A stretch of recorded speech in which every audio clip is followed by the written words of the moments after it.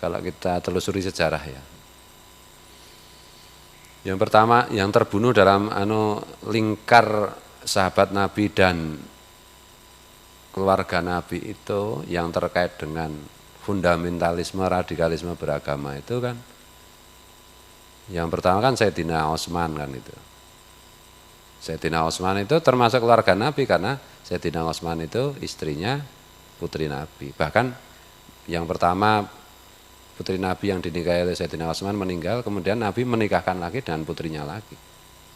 Tentu di samping istri yang lain, Sayyidina Utsman istrinya banyak.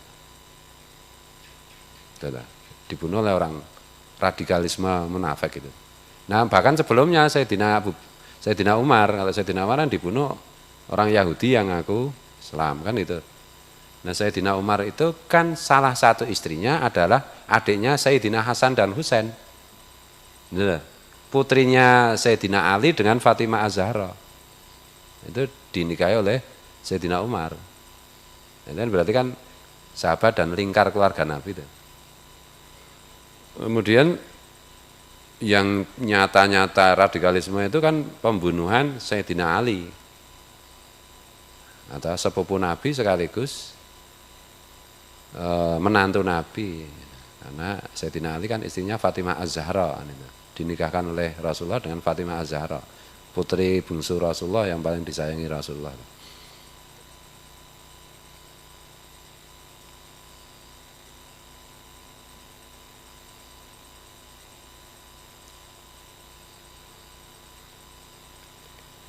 Nah, yang bunuh ini namanya kan Ibnu Muljam, yang membunuh Sayyidina Ali. Ibnu Muljam itu profilnya, deskripsinya itu keningnya hitam. Keningnya hitam karena banyak bersujud. Kemudian matanya menjorok ke dalam. Masih muda itu Ibnu Muljam. Karena banyak membaca Quran, banyak tidak tidur. Dan perutnya kempis. Nah, banyak puasa, berjenggot. Ya, Sayyidina Ali juga berjenggot sih. Hafal Quran Ibnu Muljam. Hafal Quran. Menganggap Sayyidina Ali kafir. Nah, itu. Karena Sayyidina Ali tidak mau menghukum para tersangka yang membunuh Sayyidina Utsman. Padahal dalam Al-Quran siapa yang membunuh harus dibunuh kan hukum. Sayyidina Utsman nggak mau membunuh. Berarti itu oleh Ibnu Muljam dan kawan-kawan kelompok radikal pekok itu, soplak otaknya itu, mereka mengutip ayat wa malam yahkum bima anzalallah faulaika humul kafirun. Siapa yang tidak melaksanakan hukum Allah, mereka kafir. Nah, Sayyidina Ali kan enggak mau melaksanakan, maka kafir. Itu pendapat mereka. Jadi radikalisme itu ya soplaisme otak itu yang pakai ayat Quran juga, tapi pemahamannya yang ngawur. Sayyidina Ali kan berpikirnya tidak seperti orang soplak itu. Sayyidina Ali kan cerdas, didikan Rasulullah sejak kecil loh. Anak angkat Rasulullah juga kan itu. Sayyidina Ali kan mengambil hikmah. Ini kalau yang membunuh gerombolan yang membunuh Sayyidina Utsman itu dihukum mati, terjadi peperangan, terjadi fitnah yang lebih besar. Bunuh-membunuhnya akan lebih banyak lagi, akan lebih masif kan itu. Nah, hukum Al-Quran siapa membunuh dibunuh itu kan untuk menghentikan pembunuhan. Kalau itu dilaksanakan menyebabkan terjadi secara rasional itu akan terhitung itu. Secara rasional, hitung-hitungan rasional kalau ini dilaksanakan malah menyebabkan lebih banyak lagi yang terbunuh, ya jangan kan gitu. Karena makosetnya hukum itu harus dipahami ya. Sayyidina Ali kan sangat paham. Nah, karena pemahaman Sayyidina Ali dianggap kafir, maka dibunuh Sayyidina Ali.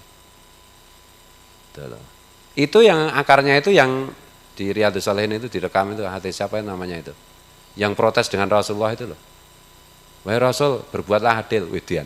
Rasulullah dianggap tidak adil, terus yang adil siapa? Nah, gitu toh. Nah, itu radikalisme itu dari situ.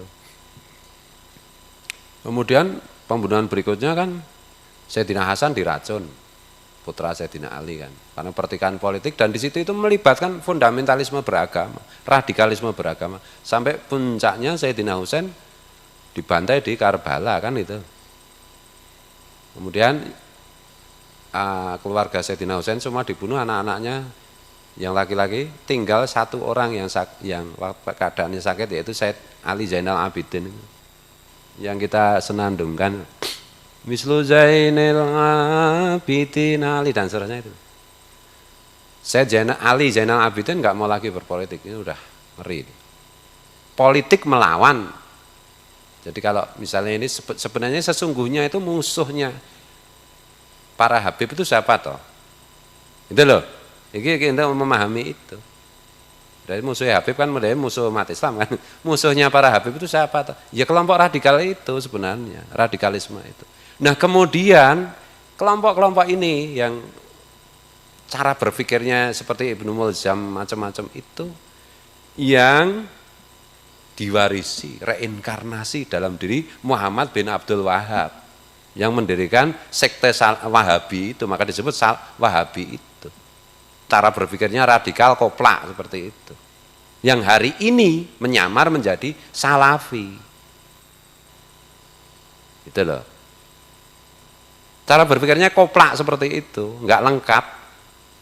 Makanya Muhammad bin Abdul Wahab itu kan memang oleh gurunya kan diwanti-wanti, kamu itu jangan jadi ustadz, jangan jadi ulama, menyesatkan umat kan gitu. Ngeyel ada. Terus apa mengungsi kemana itu ke mana itu? Ke Kairo apa ke Kairo apa ke Lebanon ya itu. Atau ke tempat doa.